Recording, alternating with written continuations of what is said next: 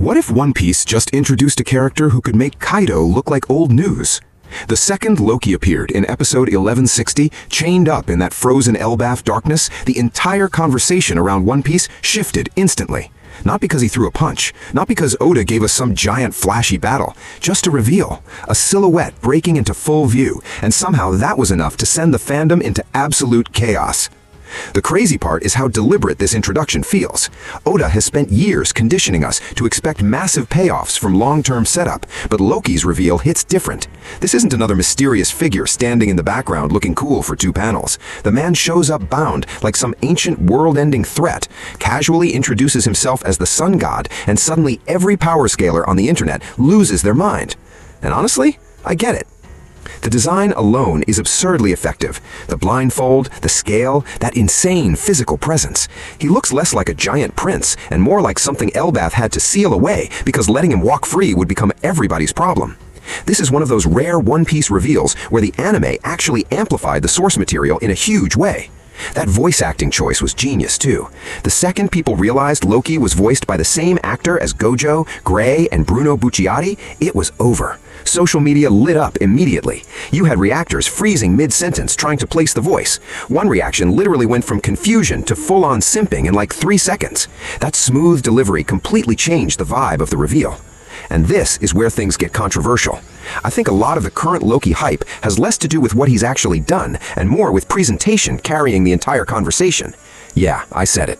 Right now, Loki is pure aura stocks. He hasn't fought, he hasn't demonstrated anything close to Kaido-level destruction. He hasn't shown us enough to justify people confidently saying he beats Shanks, Roger, or even belongs in that tier. Yet comment sections are already flooded with people acting like Elbaf just introduced the strongest creature in the verse. That's classic One Piece fandom behavior. A character gets one cold entrance and suddenly they're soloing the world government by next week. Still, there's something here, because Oda doesn't usually frame characters like this unless they matter on a massive scale.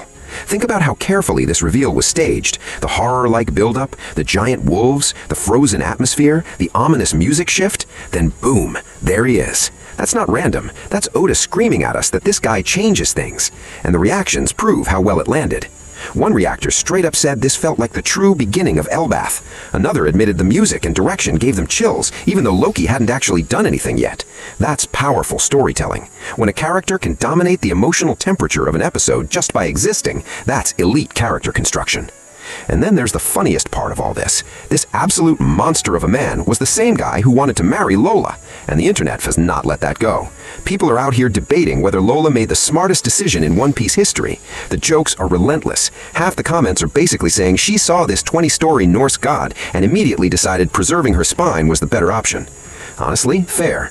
But that detail might actually matter more than people realize. Oda loves embedding emotional depth inside jokes the fandom initially treat like memes. What started as a hilarious callback could become a key insight into Loki's actual character. Why Lola? Why that connection? Why spend years planting that thread only to bring him in like this? That's where things get interesting. And then there's the Marvel Loki comparison, which is kind of unavoidable. The name instantly triggers certain expectations for Western audiences. Trickster energy, chaos, manipulation. But One Piece seems to be doing something way darker. This version feels less mischievous god and more imprisoned force of nature. Less theatrical villain, more mythological disaster waiting to happen. That distinction matters because it changes what Elbaf could become. If Loki is exactly what his introduction suggests, then Elbaf isn't just another adventure arc, it's a collision point, a place where mythology, power escalation, and endgame lore all crash together. Which is why episode 1160 hit so hard. It wasn't just a character reveal, it was Oda quietly telling us the game board just changed. And if this is how Loki enters the story, chained down and already commanding more attention than most active villains, I can't shake the feeling that when those chains finally come off, everything we thought we knew about Elbaf is getting rewritten. Did you enjoy this video? Please like, share, subscribe and hit the bell to the later update from my channel. Thank you for watching till the end and see you in the next video.